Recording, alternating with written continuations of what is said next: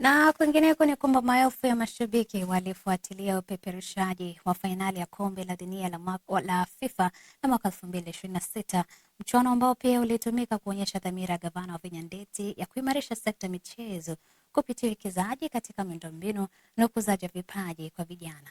Serikali ya kaunti hiyo imesema juhudi hizo tayari zimeanza kuzaa matunda, huku baadhi wa wachezaji waliogunduliwa kupitia kombe la gavana wa Vihiga wakipata nafasi katika viwango vya juu vya ushindani, huku timu za kaunti zikiendelea kupata ufadhili wa kushiriki mashindano ya kitaifa na kimataifa.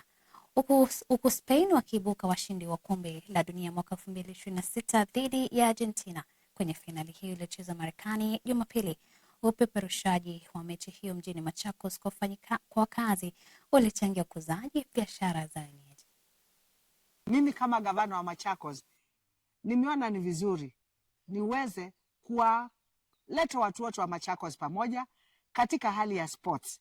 Na umeona nilianzisha Gavana wa Vihiga Cup nilipokuja kama gavana wa Machakos.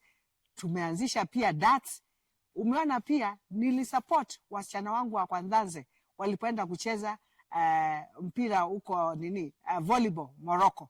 Kama gavana wa Machakos ningependa kufanya Machakos iwe sports tourism destination, ikuwe sports tourism destination katika nchi ya Kenya. Na ndio umeona sasa tumeanzisha kwa the new city, tuko na Olympic size swimming pool, tunajenga pia indoor arena na pia tuko na kiwanja kubwa ya stadium pia tunajenga hapo. Tuko na sports complex kubwa tunajenga hapa Machakos. Pia tuko na Kenyatta Stadium na tunaendelea pia kuangalia katika zile sub county zingine tujenge stadiums.